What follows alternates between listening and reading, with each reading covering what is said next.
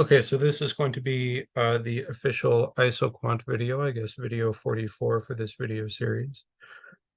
We started talking about it, defining the isoquant in the previous video, but let's just kind of review. So we can kind of read the isoquant. Of course, quantity is a function of labor and capital. It is a three-dimensional graph, not the isoquant. The Q equals a function of labor and capital is a three-dimensional graph, and the isoquant is simply the contour line, yes. And we will skip ahead, of course. I can't really help it here because we did just do this in the last video, but we just want to understand, no matter how in-depth the description, we want to understand the very simple definition of an isoquant, what it tells us. Yeah, so if we have anything three-dimensional like a mountain, yeah, these graphs are literally, they're not mountains, but they're three-dimensional like a mountain, a much better shape. We know that one level, understand the obvious, that Q equals a function of KL, LK. It doesn't matter how we do that. I might mess that up from time to time. Same thing. Quantity is a function of capital and labor. Yes, that's coming straight out of the page. So the isoquant, which is the contour line, that's one quantity of Q. And all the isoquant, the contour line, the isoquant, all it gives us is all the labors in capitals, like something like 6 and 4, 6 for labor, 4 for capital, are going to equate to exactly 80 quantity. Yeah. So it just gives us every, and there's infinitely many technically, continuous, but it gives us every combination of labor and capital that's going to yield exactly 80 for quantity Q. And then, any isoquant you want. This one is every labor and capital for quantity 60. This one it is a contour line. So it is one level of Q, every labor and capital for quantity 40. So despite the description, that's all that the isoquant is. And there are the three graphs, which we'll do now. But the most important by far is the Cobb-Douglas, which is this one. So any kind of concept, there's going to be an isoquant for it. Any three-dimensional graph, there's going to be a contour line, and therefore an isoquant for it. So if you carefully read the chapter, you should recall that the slope of this curve contains important information, the slope, and then we're going to talk about the basic ideas that go with the isoquant, obviously. But that's what we're getting into now. I always kind of interrupt myself. The slope of the isoquant shows how much of one input we can trade for the other input and still produce the same amount of output, the Q. Because this trade-off is such a fundamental concept, we will give it a name, marginal rate of technical substitution. I don't care about it too much, we should, but whenever I read these definitions, I've gone through them a good dozen times. I mean, I forget the next day. The calculating the math and homework is more important than stating the definition, but they're literally giving the slope of the isoquant, the slope of the contour line. They're giving it a concept and a name. Trade some L for Q, trade some Q for L or something too. It's very easy, but very hard to put into words and very ambiguous, the concept. But it's, in my opinion, it's just another way of saying there are different amounts of L and Q that will give us the same isoquant. We have to land on the same contour line. But because, what does it say here?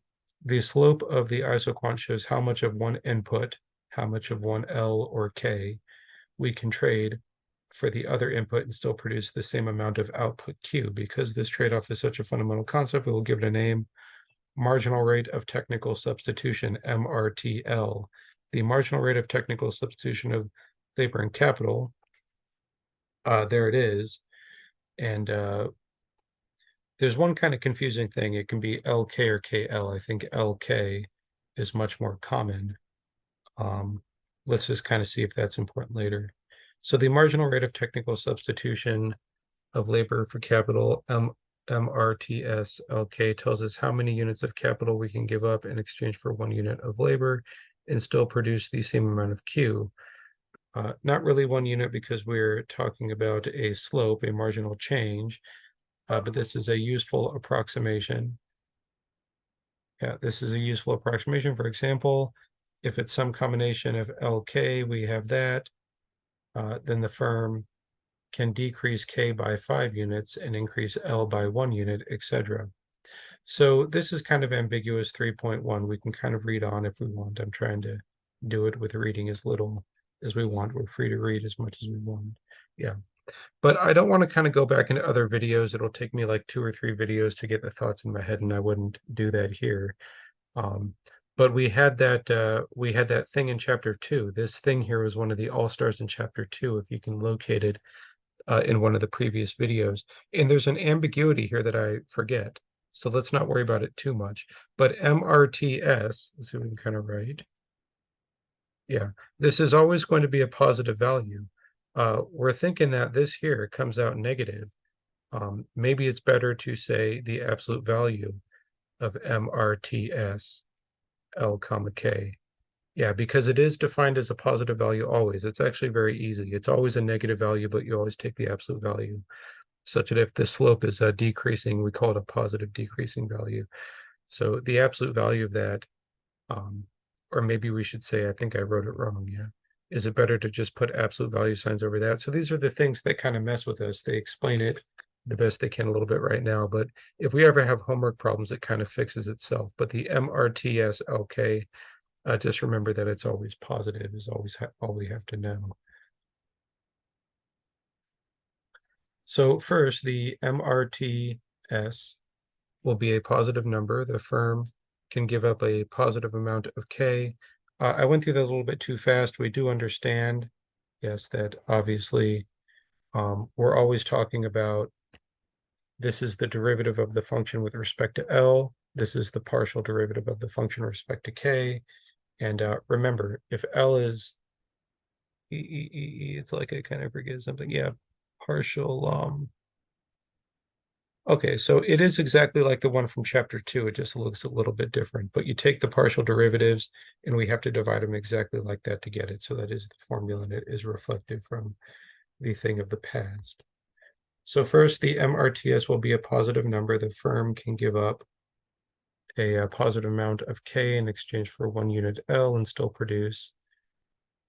We can see from figure 3.5 that the slope of the isoquant is negative.